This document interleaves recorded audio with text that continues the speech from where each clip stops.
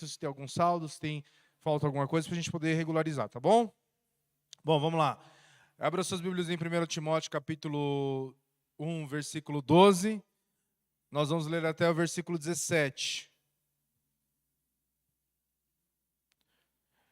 Que diz assim: agradeço àquele que me deu forças, Cristo Jesus nosso Senhor, que me considerou digno de confiança e me designou para servi-lo. Embora eu fosse blasfemo, perseguidor e violento, contudo, recebi misericórdia porque agia por ignorância e incredulidade. O Senhor fez sua graça transbordar e me encheu de fé e do amor que vem de Cristo Jesus. Esta é uma afirmação digna de confiança e todos devem aceitá-la. Cristo Jesus veio ao mundo para salvar os pecadores, e eu sou o pior de todos. Mas foi por isso que eu, o pior dos pecadores, recebi misericórdia para que assim Cristo Jesus mostrasse quanto é paciente. Desse modo, sirvo de exemplo a todos que vierem a crer nele para a vida eterna. Honra e glória a Deus para todos sempre. Ele é o Rei eterno, invisível e imortal. Ele é o único Deus. Amém. Nesse trecho, o apóstolo Paulo ele vai fazer um parêntese e demonstrando gratidão pela misericórdia de Deus sobre a vida dele, né? Paulo havia escrito essa carta a Timóteo, que é uma carta pastoral. Timóteo ele havia sido designado para enfrentar os problemas que a igreja de Éfeso estava sofrendo com falsos líderes, uma falsa teologia. E Deus levanta então Paulo para dizer para Timóteo: Timóteo, vai até Éfeso para pregar a palavra, para ensinar o povo, para confrontar os falsos líderes, para mostrar para eles o que é ter uma conduta adequada e um viver santo diante de Deus.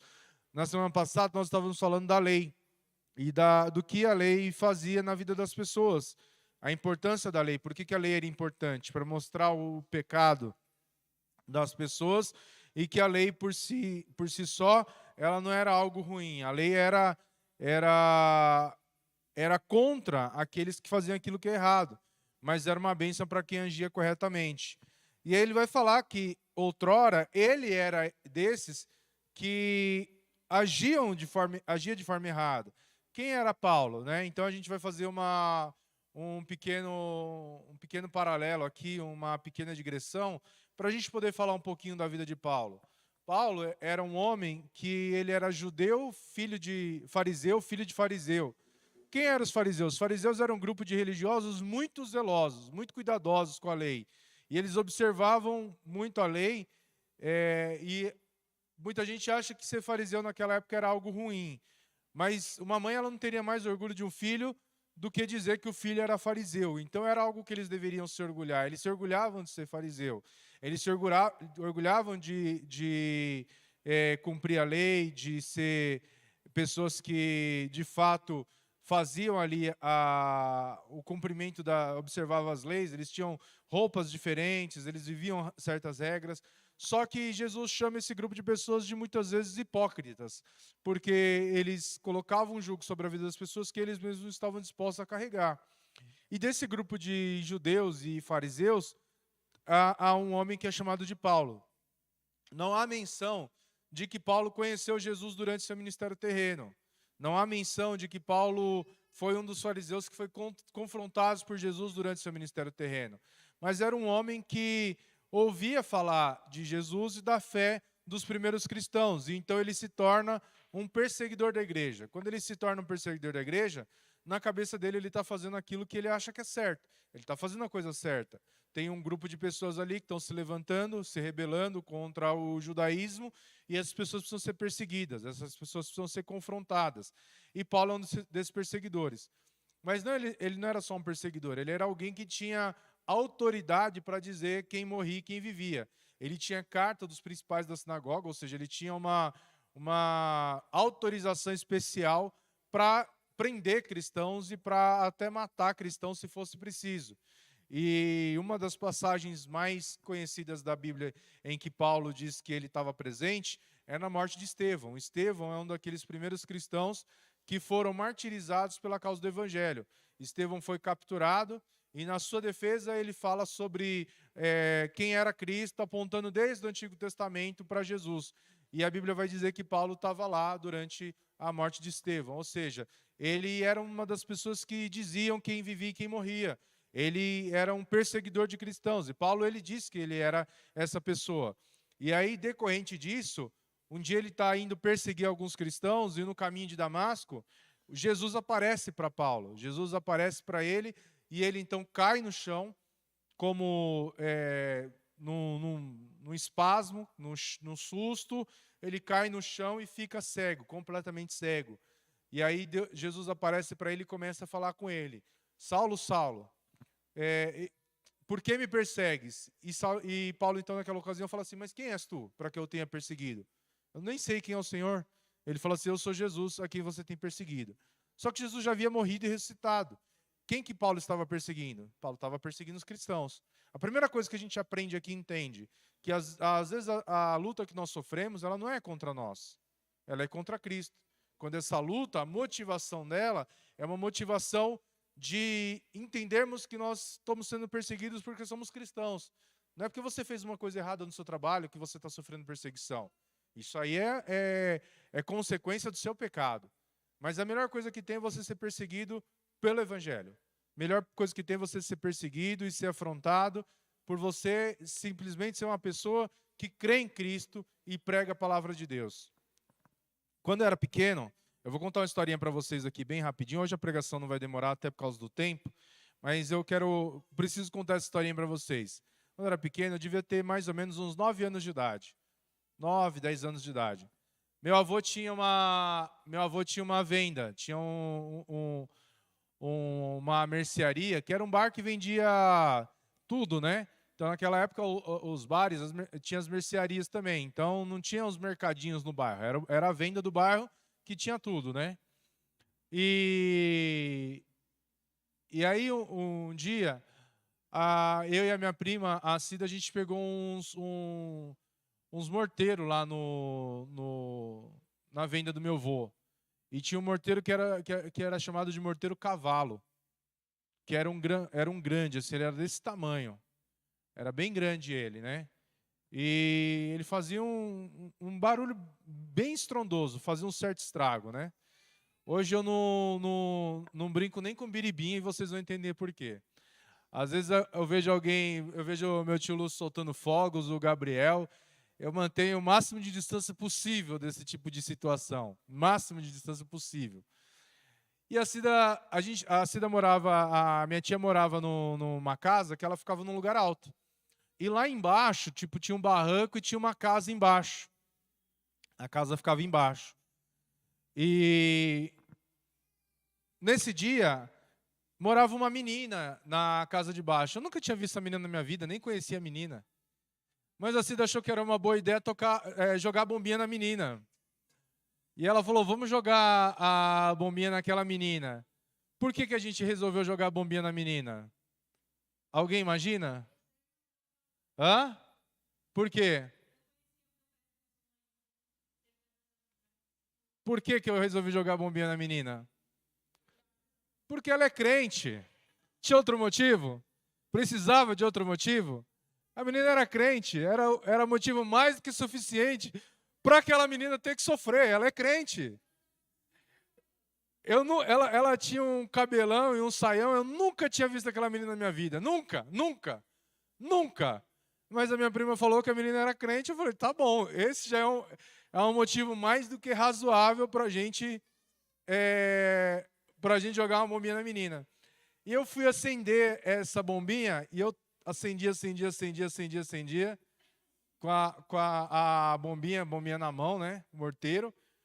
E o que aconteceu é que o morteiro estourou na minha mão.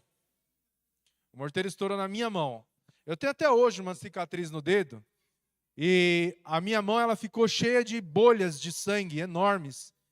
E eu fui para o médico, tive que enfaixar as duas mãos, a minha mãe não estava em casa, a minha mãe estava trabalhando, né? Isso aconteceu porque minha mãe não estava cuidando de mim, obviamente, né? Lógico, né?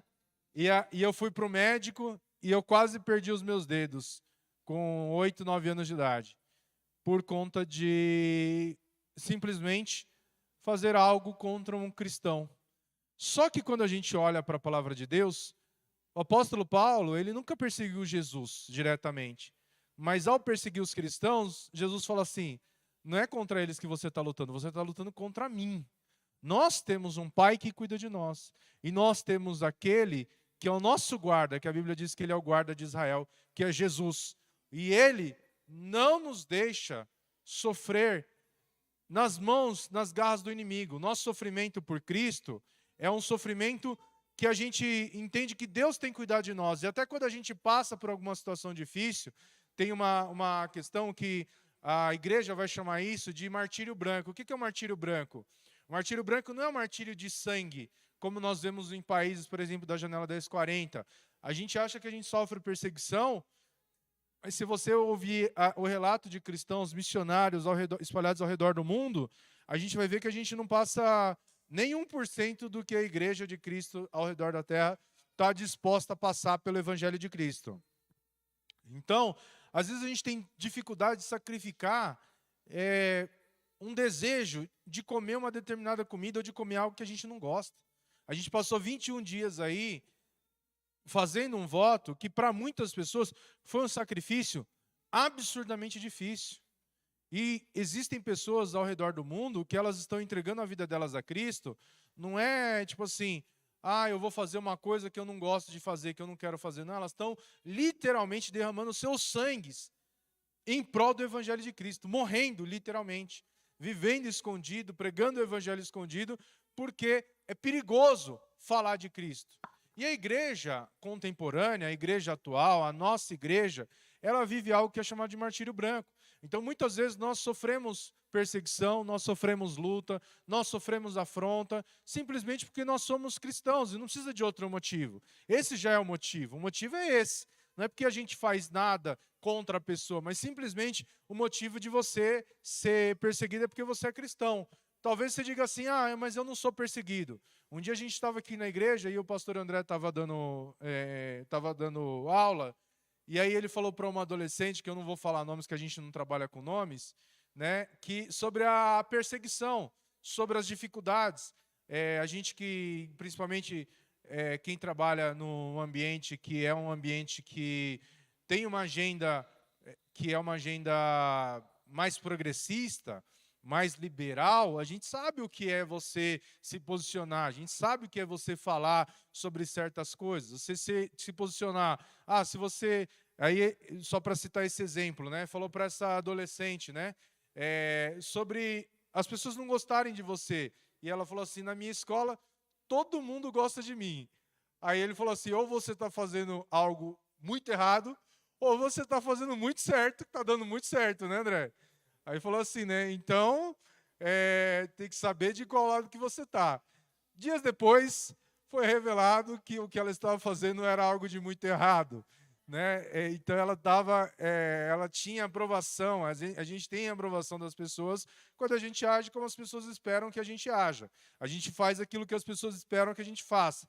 Mas eu digo para vocês assim, quem acha que não existe perseguição na igreja, vai lá no seu Facebook, no seu Instagram hoje e posta assim, eu sou contra o aborto, sou contra o divórcio, sou contra a agenda da homossexualidade e Deus criou 2 gêneros, macho e fêmea, e depois na semana que vem a gente volta a conversar.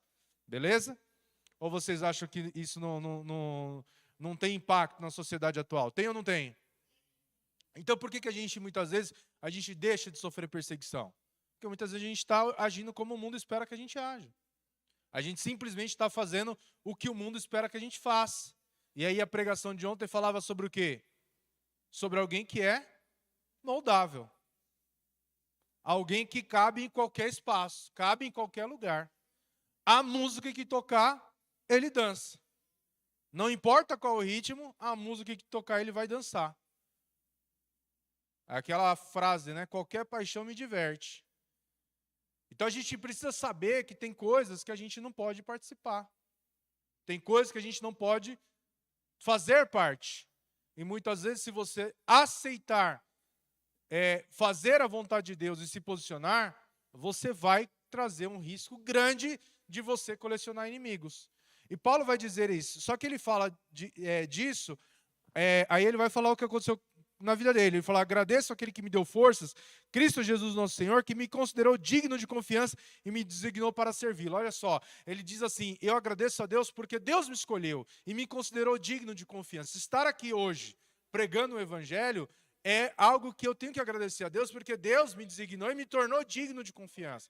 Não é porque eu era bom, foi Deus que, segundo a sua graça, segundo o seu favor, me escolheu para essa missão, me escolheu para isso. Quando você canta, não é porque você é bom, foi porque Deus te escolheu para essa graça. Quando você evangeliza, quando você ensina crianças, quando você desenvolve seu trabalho no Ministério Infantil, de adolescentes, onde Deus te colocou, foi Deus que te designou para isso. Mas ele vai dizer assim: embora eu fosse, aí ele vai falar, blasfemo, perseguidor e violento. Olha só quem que era Paulo. Paulo não era aquela florzinha de Jesus, aquela coisa maravilhosa, aquela pessoa que as pessoas olham e falam assim: ele é muito bom, ele só falta ser crente. Paulo não era aquele cara que só falta ser crente. Certamente quem olha para a vida de Paulo hoje seria aquele cara, ele seria muito mais parecido com aquele cara que as pessoas olham e falam assim: depois que fez tudo de errado, agora vai dizer que é crente. As pessoas têm um ódio mortal disso. O cara era estuprador e virou crente. O cara era assassino e virou crente. O cara era bandido e virou crente. As pessoas têm ódio mortal disso. Por quê? Porque elas não conseguem compreender que alguém tão ruim possa se tornar alguém salvo em Cristo. Por quê? A salvação não é pelo que nós fazemos, mas é pelo que Cristo fez. Ele vai dizer: contudo recebi misericórdia, porque agia por ignorância e incredulidade. Então, aquilo que há de bom em nós, o favor de Deus, é a misericórdia de Deus entrando nas nossas vidas, alcançando as nossas vidas. Eu sempre falo para as pessoas, falei: você conhece alguém que era cristão, alguém que era crente, genuíno, fiel a Deus, e ele saiu da igreja por qualquer motivo, ou porque alguém não deu a paz do Senhor, ou porque o pastor falou alguma coisa que ele não gostou, ou porque simplesmente ele entendeu que ele é a igreja. Conhece alguém assim? Você já viram alguém assim? Já? Já? Sim ou não? Alguém conhece ou não? Todo mundo conhece, não conhece? A vida dessa pessoa, no que diz respeito à moral, a ser bom, a não fazer coisas erradas, ela melhorou ou ela piorou? Ele conseguiu se manter uma pessoa boa, honesta, correta, íntegra, que se desvia do mal, sem Cristo ou não? Sim ou não? Sim ou não? Eu não conheço. Na grande maioria das vezes, a pessoa que ela se afasta de Cristo, a vida dela, ela é uma derrocada em direção ao pecado, em direção àquilo que são coisas que desagradam a Deus. O que significa isso? Que Paulo, ele diz que ele recebeu misericórdia porque ele agia por ignorância e incredulidade, e que o Senhor fez a sua graça transbordar e encheu ele da fé e do amor que vem de Cristo Jesus. Ou seja, se nós somos pessoas transformadas, renovadas, com caráter renovado, é porque o Senhor age com graça sobre as nossas vidas. E aí ele vai trazer dois conceitos aqui que são muito importantes: misericórdia e graça. Ele diz: eu recebi misericórdia porque agia por ignorância e o Senhor fez a sua graça transbordar. O que é misericórdia? O que é misericórdia, igreja? O que é misericórdia? Alguém pode definir para mim o que é misericórdia? Eu não receber aquilo que eu mereci. É isso? Sim ou não? Sim ou não? O que nós merecíamos? O que mais? O castigo. O que mais? O inferno, sofrimento, dores. Olha só o que ele diz: eu era blasfemo, perseguidor e violento. O que uma pessoa que é blasfema? Blasfema é uma pessoa que ela fala mal de Deus, ela fala mal das coisas de Deus, ela profana as coisas sagradas. Ele era perseguidor da igreja e violento. O que uma pessoa dessa merece? O que uma pessoa dessa merece, igreja? Morte, inferno, castigo, dor, sofrimento. Ou vocês discordam que alguém violento mereça essas coisas? Alguém que é violento, alguém que... vocês estão acompanhando aí as notícias recentes aí do que está acontecendo nos Estados Unidos, lá do caso do rapper americano. Ou todo mundo está sabendo?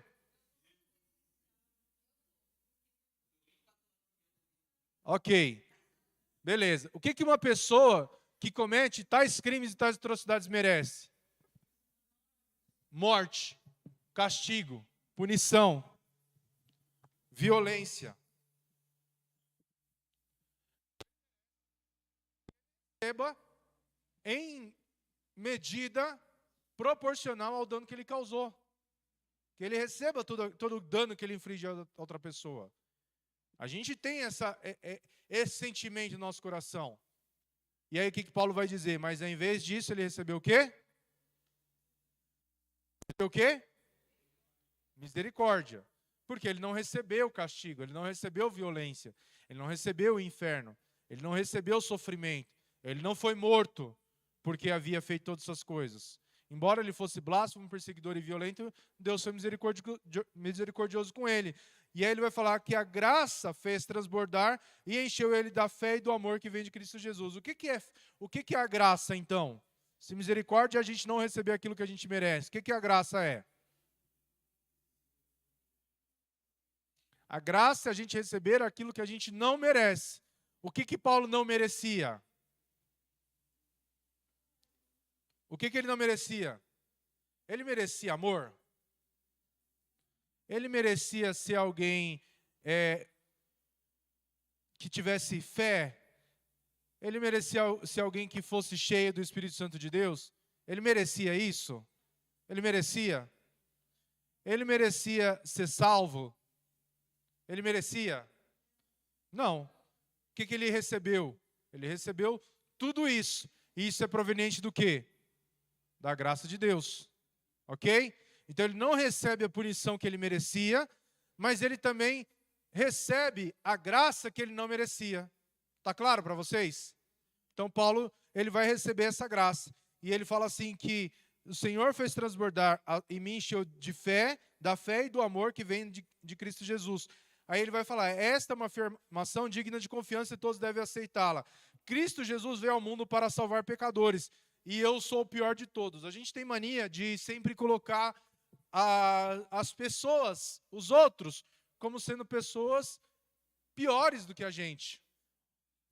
E Paulo nunca falou do pecado de uma outra pessoa no sentido de dizer assim, ó, essa pessoa não merece a salvação, essa pessoa não merece Cristo, essa pessoa não merece perdão, essa pessoa não merece isso ou aquilo. Ele dizia que ele próprio não merecia, e que ele era o pior dos pecadores, e que ele era alguém que, se não fosse a misericórdia de Deus, Deus o teria fulminado. A gente precisa olhar para a nossa vida e ver o quão pecadores nós somos. Porque é muito fácil a gente saber dos pecados conhecidos das outras pessoas. Eu sei alguns pecados que talvez o pastor Ricardo tenha cometido, que talvez o pastor André tenha cometido, o Mudinho, ou qualquer outra pessoa da igreja. Mas eu sei muito melhor todos os pecados que eu cometo. Eu não sei qual pecado que o pastor Ricardo cometeu hoje. Eu não sei qual pecado que o pastor Ricardo cometeu ontem. Mas eu sei quais pecados eu cometi ontem, quais pecados eu cometi hoje, quais pecados eu tenho cometido diuturnamente diante de Deus. E que se não fosse a misericórdia de Deus, eu já teria sido fulminado. Porque não há bem em mim que não venha do próprio Cristo, que não venha de Deus. E sem Deus, eu sou a pior das pessoas. Eu penso todos os dias, se Jesus não imaginasse, quem seria eu? Será que eu seria um bom pai, um pai amoroso, um bom marido? Seria alguém que não fosse mal, que não buscasse tentar o lucro desonesto, ou qualquer outra coisa assim? Ou eu penso que se existe hoje uma bondade em mim, essa bondade não vem do próprio Cristo. Não há um freio moral na minha vida, algo do qual eu não devo me orgulhar, mas eu devo agradecer. É isso que nós precisamos pensar. O bem que há em nós, a gente não tem do que se orgulhar dele, mas a gente tem do que agradecer. A gente tem do que agradecer.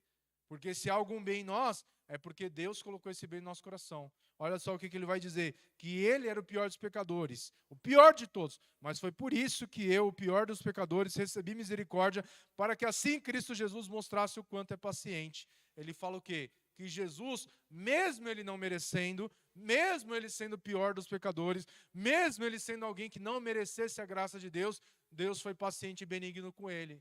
Será que se a gente... esses dias eu vi um vídeo, e aí vocês vão lembrar disso, que a gente tem que tratar as pessoas que convivem com a gente, as pessoas que são nossas pessoas mais próximas, como se eles fossem pessoas desconhecidas, como se eles fossem pessoas estranhas. Isso é certo ou errado? Em qual contexto, né, pastor Lúcio? Isso é certo ou errado? A gente fala assim, a gente tem que tratar as pessoas como se a gente não conhecesse, né?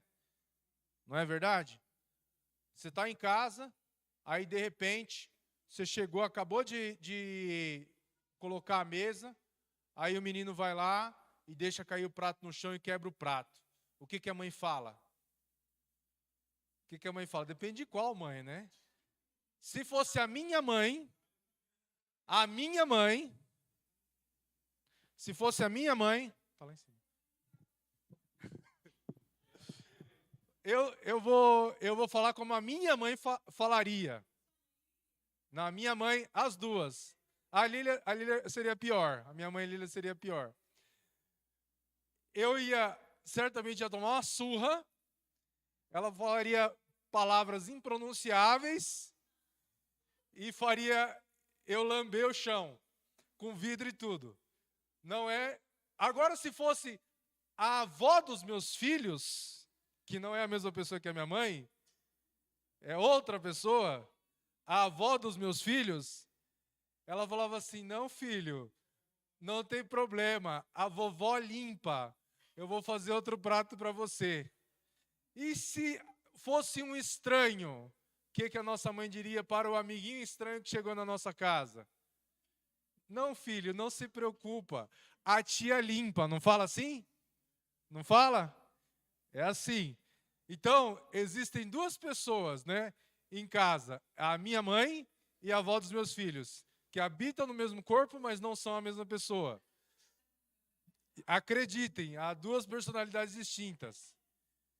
Então, a gente precisa entender que isso é possível. Então, da mesma forma, a gente precisa entender que, olha só o que ele vai falar, que ele foi o pior, por isso que eu, o pior dos pecadores, recebi misericórdia, para que assim Cristo Jesus mostrasse o quanto é paciente. O que Cristo foi? Paciente. O que a gente precisa ser? Paciente. Mostrar o quê? Misericórdia. A gente nunca pode olhar para uma pessoa, por pior que ela seja, por pior que seja o pecado dela, e dizer assim: essa pessoa não tem jeito. Essa pessoa, eu não gasto uma palavra com ela. Eu conheço um monte de gente, bastante gente, que não gosta da pastora Meire. Odeia a pastora Meire, odeia. E não conhece a pastora Meire. E a pastora Meire nunca fez nada para essas pessoas. Essa pessoa odeia a pastora Meire. Por que isso acontece? E se essa pessoa precisar de uma oração da pastora Meire, você acha que a pastora Meire vai? A pastora Meire ora por essa pessoa? Ora. Se ela precisar, ela vai. E às vezes que precisa orar por ela, ela orou. Já pensou se a gente agisse da forma como a gente age com as pessoas que estão próximas a nós? A nós? Já pensou? Ou seja, se a gente agisse com as pessoas, retribuindo da mesma forma que a gente recebe. Eu aprendi que às vezes, esses dias, a Larissa trouxe uma frase, né, que foi bem interessante, né? Antes a gente chamava a pessoa de grossa, mal educada, né? E agora é uma pessoa que tem uma rápida devolutiva, né? Que é o tal do toma lá da cá. Falou, levou, né? Então, ao invés de a gente dizer que a pessoa é grossa ou a pessoa é mal educada, a gente diz que ela tem uma rápida devolutiva, ou seja, ela falou, você já levou, né? A minha irmã tem uma rápida devolutiva, né? Então, é a pessoa que, às vezes, você fala alguma coisa para ela, já na hora, mas só com quem ela ama muito, só com quem ela gosta muito, só com as pessoas que só com quem ela é apaixonada. A pessoa que ela ama muito, a pessoa que ela é apaixonada, ela tem uma rápida devolutiva. Ela não aceita que a pessoa fale sem que ela responda na mesma hora.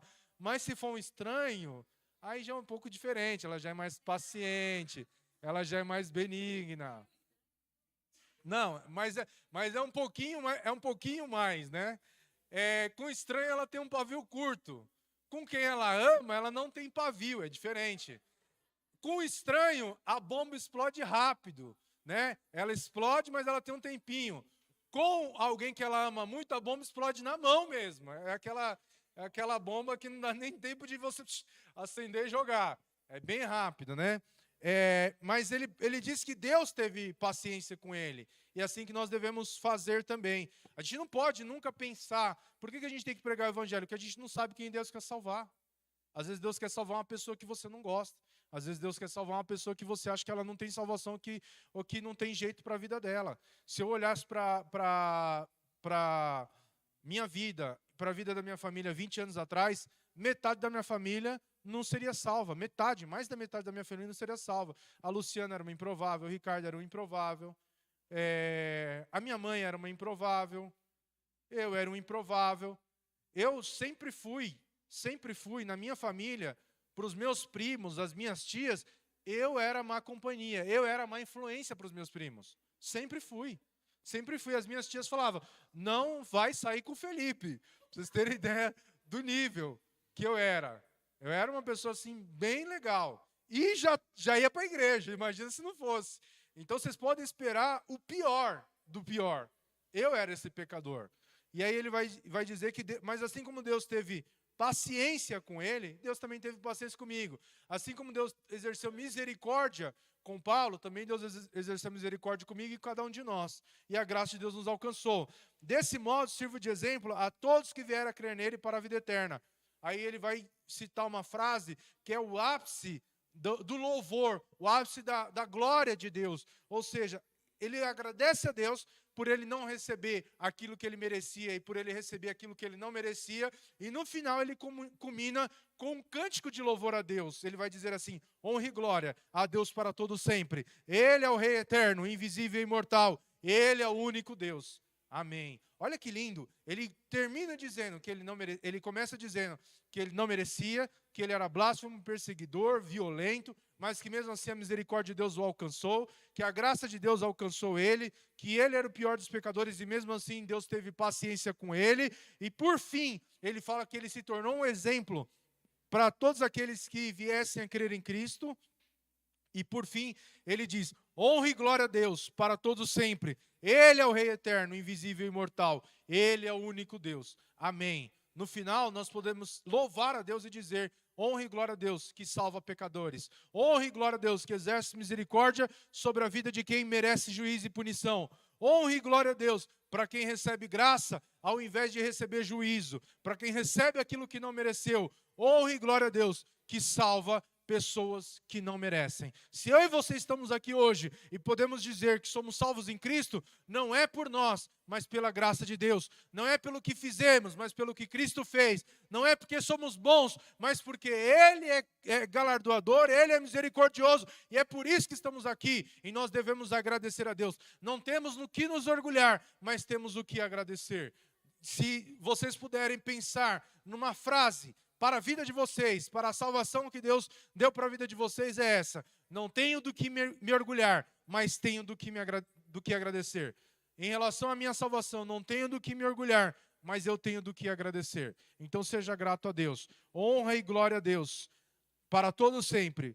Ele é o Rei eterno, invisível e imortal. Ele é o único Deus. Amém. Amém?